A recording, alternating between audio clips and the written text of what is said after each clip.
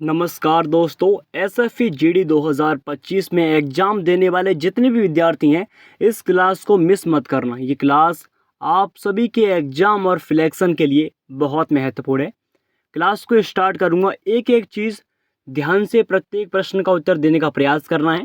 पहला प्रश्न आपके सामने है कि भारतीय संविधान में राज्य के नीति निर्देशक सिद्धांत जो है वो किस संविधान से लिए हैं। तो साथियों, ये हमने आयरलैंड से अपनाए हैं, जो कि राज्य के नीति निर्देशक सिद्धांत जिन्हें हम डीपीएसपी भी कहते हैं, डीपीएसपी, इन्हें कहाँ से लिया है सर? इनको लिया है आयरलैंड से। चलिए आगे बढ़ते हैं। अगला प्रश्न आपके सामने कि भारतीय संविधान में मौलिक अधिकार किस देश के संविधान से लिए हैं साथियों? तो जो मौलिक अधिकार है जिनको हम फंडामेंटल राइट्स बोलते हैं, फंडामेंटल राइट्स, इनको हमने यूएस यानी कि अमेरिका से इनको अपनाया है। इस बात को भी आपको याद रखना है। चलिए आगे बढ़ते हैं। अगला प्रश्न आपके सामने, भारतीय संविधान के अनुच्छेद 14 में प्रयुक्त कानून के समक्ष समानता वाक्यांश कहाँ से लिया गया है साथियों? तो जो कानून के समक्ष समानता ये हमने ब्रिटेन से अपनाया है। इस बात को आपको याद रखना है। इसका सही जवाब ब्रिटेन होगा, और जो ब्रिटेन है यहाँ से हमने कानून के समक्ष समानता, जो कि हमारे आर्टिकल 14 में है। आगे बढ़ते हैं। अगला प्रश्न आपके सामने कि निम्नलिखित में से कौन सा राज्य एक आवश्यक तत्व है? तो आप जानते हैं हमारे भारत की संप्रभुता, सरकार, क्षेत्र, ये सभी, इसका राइट आंसर हमारा ये सभी होगा। आगे चलते हैं। अगला प्रश्न आपके सामने कि भारतीय संविधान का संरक्षक कौन है, यानी कि हमारे भारत के संविधान को की सुरक्षा कौन करता है?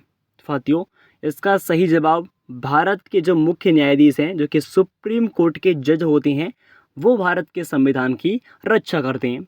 इस बात को आपको याद रखना है। कई बार एग्जाम में पूछा गया प्रश्न है, इसीलिए मैंने आपके सामने रखा है। आगे बढ़ते हैं कि भारत का संविधान कब लागू हुआ? मोस्ट जो बच्चे हैं आप बता सकते हैं इस प्रश्न का उत्तर कमेंट सेक्शन में। चलिए आगे बढ़ते हैं। कानून के शासन की अवधारणा निम्नलिखित की संवैधानिक प्रणाली की एक विशेषता है। ये हमने कहाँ से? साथियों, इसका आंसर आप जानते हैं ब्रिटेन। हमने जो कानून के समक्ष समानता, कानून के शासन, ये हमने कहाँ से? ब्रिटेन से लिए हैं। चलिए आगे बढ़ते हैं। भारत का संविधान, भारत का वर्णन इस प्रकार करता है कि आप जानते हैं भारत जो है हमारा, भारत के संविधान के आर्टिकल 1 में ये लिखा है कि राज्यों का संघ है। जो भारत जो है वो राज्यों का संघ है, ये आप जानते ही हैं। चलिए अगला प्रश्न आपके सामने कि प्रथम केंद्रीय विधानसभा का गठन कब किया गया था? तो साथियों, 1920 में हमारी केंद्रीय विधानसभा का गठन हुआ था। ये आपको याद रखना है। 1920 में केंद्रीय विधानसभा का गठन होता है। जो पार्लियामेंट होती है उसका निर्माण 1920 में होता है। अगला प्रश्न, निम्नलिखित में से कौन भारतीय संविधान की प्रारूप समिति का सदस्य नहीं था? तो साथियों, डॉक्टर भीमराव अंबेडकर तो आप जानते हैं प्रारूप समिति के अध्यक्ष थे। इस बात तो आप मत भूलना है और ध्यान रखना है। जो इनमें सदस्य, जो मेंबर नहीं थे, उनका नाम है डॉक्टर राजेंद्र प्रसाद। इनमें सदस्य नहीं थे। बाकी के अल्लादी जो कृष्ण स्वामी हैं, गोपालचारी अयंगर है, ये सब इनके सदस्य थे। आगे बढ़ते हैं। अगला प्रश्न बहुत महत्वपूर्ण है। आपके सामने कुछ फेस्टिवल्स हैं और राज्यों के नाम हैं, आपको मिलाने हैं। तो आप जानते हैं जो छऊ फेस्टिवल है, कहाँ का? छऊ आप जानते हैं ये हमारा पश्चिम बंगाल का है। तो पहले का 3 होगा। पोंगल आप जानते हैं कहाँ का? तमिलनाडु का है, यानी कि दूसरे का हमारा 1 होगा। और बिहू आप जानते हैं बहुत फेमस है, सी का 4 होगा। और डी ओणम कहाँ का सर? जो ओणम फेस्टिवल वो कहाँ का? केरल का है, बहुत महत्वपूर्ण है। यानी कि हमारे सभी मिल रहे हैं इस पहले वाले में, तो ये हमारा सही जवाब होगा। इसको आपको याद रखना है। चलिए अब बढ़ते हैं अगले प्रश्न की ओर। नेक्स्ट, छठ पर्व में किस देवता की पूजा होती है? ये प्रश्न आपके लिए बहुत महत्वपूर्ण है। सबसे पहली बात आपको ये बताना है कि छठ पर्व जो है कहाँ का? साथियों, ये हमारा वेस्ट बंगाल यानी कि पश्चिम बंगाल का ये हमारा फेस्टिवल है छठ पर्व। और ये बात याद रखनी है, इसमें हम माँ दुर्गा की पूजा करते हैं छठ पर्व में। इस बात को आपको नहीं भूलना है। इसमें देवी माँ की पूजा करते हैं, दुर्गा माता की, छठ पर्व में। ये प्रश्न बहुत महत्वपूर्ण है। चलिए अब आगे बढ़ते हैं अगले प्रश्न की ओर।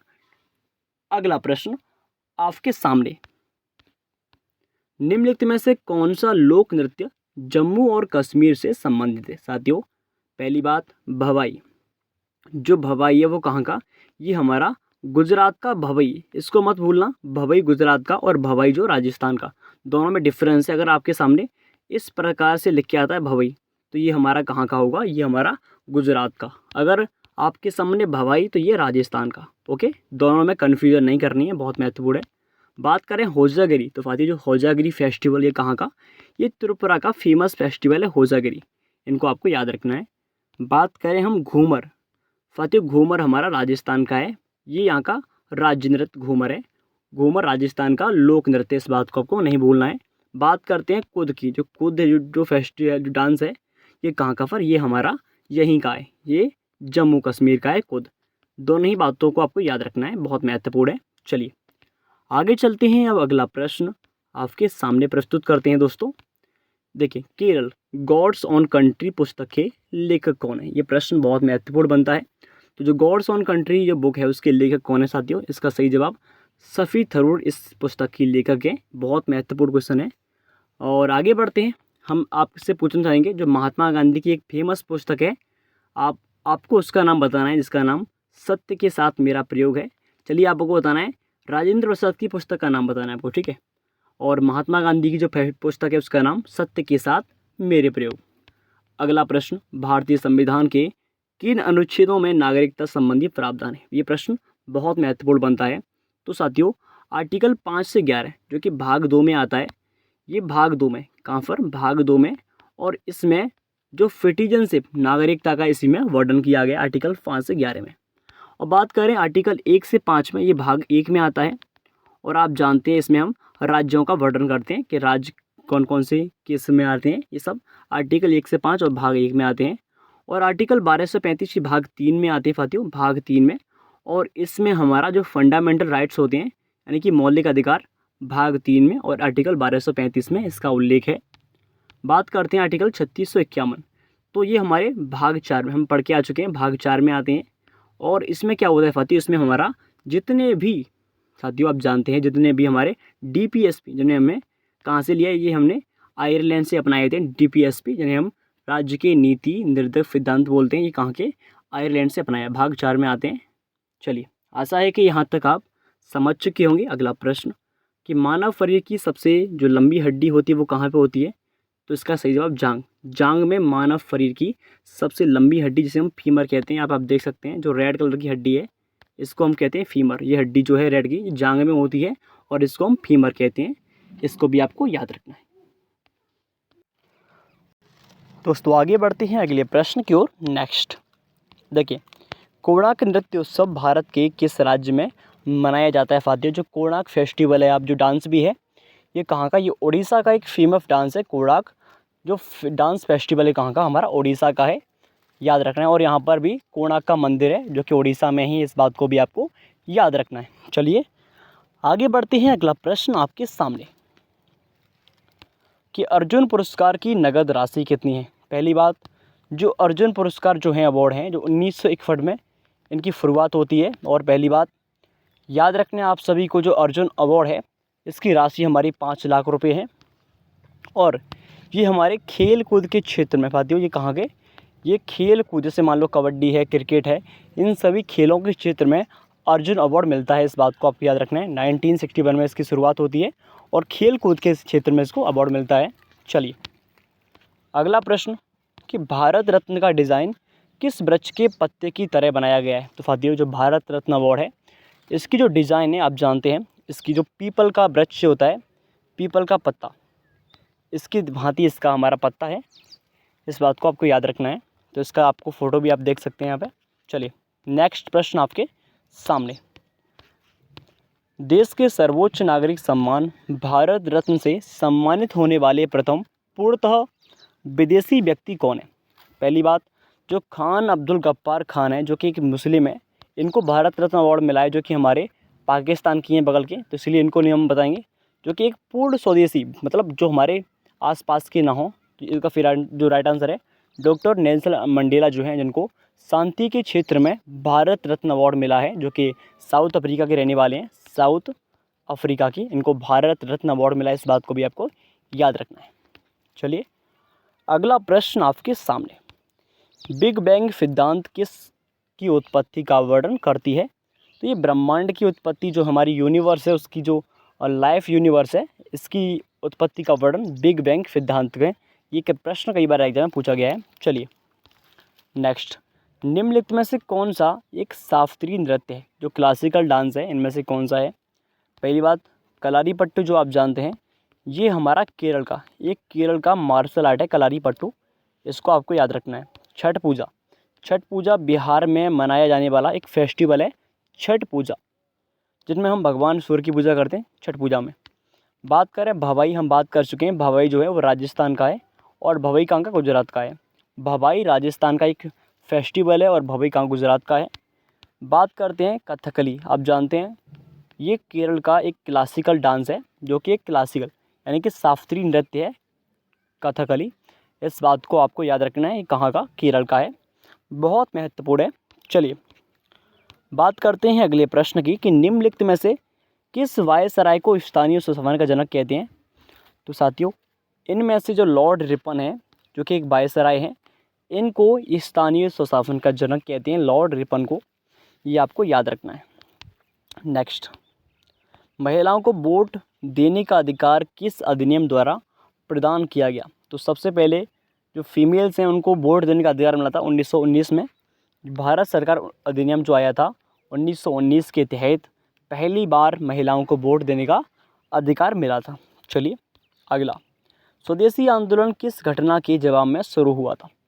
तो आप जानते हैं जलियांवाला जो बाग हत्याकांड हुआ था 1919 में, इसकी वजह से स्वदेशी आंदोलन स्टार्ट होता है, इस बात को भी आपको याद रखना है। अगला प्रश्न, भारतीय राष्ट्रीय कांग्रेस ने पूर्ण स्वराज का संकल्प किस अधिवेशन में पारित किया? तो लाहौर की अधिवेशन 1929 में आप जानते हैं कि पूर्ण स्वराज का संकल्प जो है उसको पारित किया गया था, तो इसका सही जवाब होगा 1929 लाहौर अधिवेशन में पूर्ण स्वराज की मांग की गई। अगला प्रश्न, स्वतंत्र भारत के पहले उप प्रधानमंत्री के रूप में किसने कार्य किया? तो साथियों, जो हमारे देश के लौह पुरुष जिन्हें कहते हैं सरदार वल्लभ भाई पटेल, जो हैं हमारे देश के वाइस प्राइम मिनिस्टर बने, और वो भी फ्रीडम इंडिया स्वतंत्र भारत के बने थे, इस बात को भी आपको याद रखना है। चलिए, कि विश्व में सबसे बड़ा द्वीप कौन सा है? तो इस प्रश्न का आंसर आप जानते हैं, ग्रीनलैंड जो है हमारे पूरे वर्ल्ड में सबसे बड़ा हमारा द्वीप है, एक आप जानते हैं। चलिए नेक्स्ट, निम्नलिखित में से अशोक के अभिलेखों में पहला विद्वान कौन था? यानी कि जो अशोक के अभिलेख थे उनको पढ़ने में सबसे पहले सफलता किसने प्राप्त की? तो इसका राइट आंसर जेम्स प्रिंसेप ने जो सबसे पहले इनके अभिलेखों को पढ़ना शुरू किया था, जेम्स, इसका राइट आंसर होगा बी ऑप्शन, जेम्स प्रिंसेप। अगला प्रश्न आपके सामने, कलिंग का युद्ध किस वर्ष में हुआ था? तो आप जानते हैं 261 ईसा पूर्व में कलिंग का युद्ध होता है, जो कि उड़ीसा के महाराज से होता है और अशोक के बीच होता है। इन दोनों के मध्य युद्ध होता है और इनमें विजय होती है सम्राट अशोक की, और इसी को देखकर अशोक का हृदय परिवर्तन होता है और इस वजह से इन्होंने बौद्ध धर्म अपनाते हैं अशोक। आगे बढ़ते हैं, चंद्रगुप्त मौर्य का पुत्र कौन था? तो चंद्रगुप्त मौर्य का पुत्र था, उसका आप जानते हैं बिंदुसार, इसका सही जवाब। बिंदुसार जो हैं चंद्रगुप्त मौर्य के पुत्र थे, और इनके जो बिंदुसार, इनके पुत्र कौन थे? इनके पुत्र सम्राट अशोक थे, आप जानते हैं। जीके का सबसे महत्वपूर्ण प्रश्न बनता है अशोक। अगला प्रश्न, कि कौटिल्य का वास्तविक नाम क्या था? तो आप जानते हैं कौटिल्य जो हैं ये हमारे विष्णुगुप्त, इन्हीं को हम चाणक्य भी कहते हैं, चाणक्य के नाम से भी यह प्रसिद्ध है कौटिल्य, इनको चाणक्य भी कहते हैं, बहुत फेमस क्वेश्चन है। और ये इनका दूसरा नाम विष्णुगुप्त भी है, और इन्होंने एक पुस्तक की रचना की, आप जानते हैं, जिसका नाम है अर्थशास्त्र। अर्थशास्त्र भी इन्हीं की पुस्तक है, जो कि आधुनिक कार्य में काम आ रही है, आधुनिक अर्थशास्त्र कौटिल्य की। चलिए, और इनको आप जानते हैं समुद्रगुप्त, इनको भारत का नेपोलियन कहते हैं, समुद्रगुप्त को भारत का नेपोलियन, इसको भी आपको याद रखना है। चलिए, रावी नदी का ऋग्वैदिक नाम क्या है? साथियों, जो रावी नदी है आप जानते हैं, इसका जो ऋग्वैदिक नाम है प्राचीन काल में, इसको हम फुतुद्री के नाम से जानते थे। रावी नदी का जो ऋग्वैदिक नाम वो क्या है? फुतुद्री, इस बात को भी आपको याद रखिएगा। चलिए आगे बढ़ते हैं, अगला प्रश्न, कि हड़प्पा सभ्यता की खोज किसने की थी? तो हड़प्पा सभ्यता की खोज 1921 में दयाराम साहनी करते हैं, 1921 में, इस बात को याद रखना है। 1921 में दयाराम साहनी हड़प्पा सभ्यता की खोज करते हैं, और 1922 में मोहनजोदड़ो की खोज होती है 1922 में, और करने वाले राखलदास बनर्जी थे। 1922 में मोहनजोदड़ो की खोज होती है, इस बात को भी याद रखिएगा, बहुत ही महत्वपूर्ण प्रश्न आपके सामने। किस गुप्तकालीन शासक को कबीराज कहा जाता है साथियों? तो आप जानते हैं जो समुद्रगुप्त है, ये आपने इनकी जो चित्र देखा होगा कि वीणा, ये वीणा बजाते हुए एक मुद्रा, यानी कि एक सिक्के पर इनका जो छवि अंकित है, और ये कई भाषाओं को प्रेम करते थे, यानी कई कविताओं को, ये सभी कलाओं को प्रेम करते थे, इसी वजह से इनको कबीराज कहते हैं। बहुत महत्वपूर्ण प्रश्न है। और इनका जो वर्चस्व है संपूर्ण भारत पर फैल गया था, इसीलिए इनको कबीराज भी कहते हैं, और ये गुप्त काल के शासक हैं। चलिए, किस व्यक्ति को द्वितीय अशोक कहा जाता है साथियों? तो द्वितीय अशोक कहते हैं हम हर्षवर्धन को। हर्षवर्धन जो है, आप जानते हैं इनके बारे में, इनको हम द्वितीय अशोक कहते हैं। इनके भाई जो थे राज्यवर्धन, इन्होंने अपने भाई की जो मृत्यु का बदला भी लिया और अपनी बहन को राज्य भी लौटाया। ये प्रश्न बहुत महत्वपूर्ण बनता है। आगे बढ़ते हैं। लोधी वंश का संस्थापक कौन था? जो बहलोल लोधी था, जो लोधी वंश का संस्थापक था प्राचीन काल में, याद रखिए। डायनेस्टी आप जानते हैं, लोधी जो डायनेस्टी है बहुत महत्वपूर्ण है एग्जाम की दृष्टि से। चलिए, प्राचीनतम विश्वविद्यालय कौन सा है, कौन था, ये आप जानती है।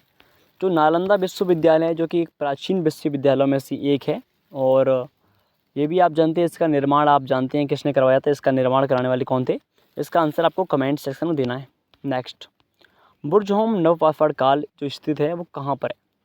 तो बुर्जहोम नवपाषाण स्थल ये हमारा जम्मू कश्मीर में स्थित है, इसे आपको याद रखना है।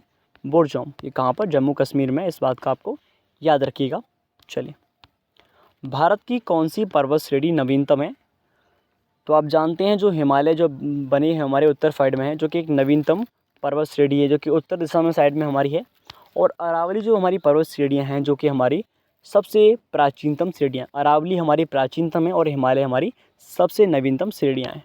अगला, भारतीय सिनेमा के जनक कौन थे? तो साथियों, भारतीय सिनेमा के जनक कहे जाने वाले कौन हैं? दादा साहब फाल्के जी हैं, और इनके नाम पर अवार्ड भी है, दादा साहब फाल्के अवार्ड। अगला प्रश्न आप सभी के सामने है दोस्तों। नेक्स्ट देखिए कि भारत में शिक्षा क्या है? तो भारत में शिक्षा जो है सभी का एक अधिकार है, मूलभूत अधिकार है। इसका राइट आंसर हमारा डी होगा। भारत में शिक्षा जो है एक मूलभूत अधिकार है, यानी कि इसका राइट आंसर डी होगा। आगे बढ़ते हैं कि कौन सी नदी दक्षिण भारत की गंगा कहलाती है साथियों? तो इसका राइट आंसर हमारा गोदावरी। दक्षिण भारत की जो गंगा कहलाती है वो हमारी गोदावरी नदी हमारी प्रायद्वीप भारत की सबसे बड़ी नदी भी है, इसको भी आपको याद रखना है। चलिए आगे बढ़ते हैं कि लाइफ टाइम अचीवमेंट जो अवार्ड है उसके विजेता कौन है साथियों? तो इसका राइट आंसर हमारा भानु अथैया जो हैं लाइफ टाइम अचीवमेंट अवार्ड के हमारे आप जानते हैं इसके हमारे रचयिता हैं। आगे बढ़ते हैं, ओजोन परत कहाँ मिलती है? जो ओजोन जो लेयर है हमारी समताप मंडल, जो मीसोस्फीयर है, यहाँ पर हमारी ओजोन परत पाई जाती है समताप मंडल में। चलिए आगे बढ़ते हैं दोस्तों, आगे बढ़ते हैं अगले प्रश्न की ओर। नेक्स्ट, WTO के जो मुख्यालय कहाँ पर है? सबसे पहले WTO जो है इसकी फुल फॉर्म है वर्ल्ड ट्रेड ऑर्गेनाइजेशन, यानी कि विश्व व्यापार संगठन इसकी फुल फॉर्म है। और याद रखना है इसकी स्थापना होती है WTO की हमारी 1 जनवरी 1995 में इसकी स्थापना होती है साथियों, 1995 में। और WTO जो है आप जानते हैं जो इसका जो मुख्यालय वो कहाँ पर? जिनेवा, और जो कि कहाँ पर? स्विट्ज़रलैंड, जिनेवा स्विट्ज़रलैंड में इसका मुख्यालय है साथियों, याद रखना इस बात को। आगे बढ़ते हैं, मुद्रा आपूर्ति किसके द्वारा नियंत्रित की जाती है? इसको कंट्रोल कौन करता है? यानी कि जो हमारी करेंसी है उसकी लिमिट हाई होती है और कम होती है, इसको कंट्रोल कौन करता है? तो इसका राइट आंसर हमारा भारतीय रिजर्व बैंक आप जानते हैं, जो कि हमारी भारत की गवर्नमेंट बैंक है और यही हमारी इसको कंट्रोल करती है। नेक्स्ट, सानिया मिर्जा निम्नलिखित में से किस खेल के लिए चर्चित हैं? तो आप जानते हैं लॉन टेनिस जो गेम है, और इसकी सानिया मिर्जा एक फेमस हमारी कलाकार है खेलने वाली। अगला, स्पर्श रेखा किस खेल से संबंधित है साथियों? जो कि हमारा कबड्डी गेम जो है इसमें स्पर्श रेखा आप जानते हैं बीच में लाइन होती है, इसको हम स्पर्श रेखा कहते हैं। चलिए अगला प्रश्न, भारतीय संविधान के प्रारूप समिति के हेड कौन थे? तो आप जानते हैं डॉक्टर भीमराव अंबेडकर जो हैं भारतीय संविधान के प्रारूप समिति के अध्यक्ष थे। चलिए अगला प्रश्न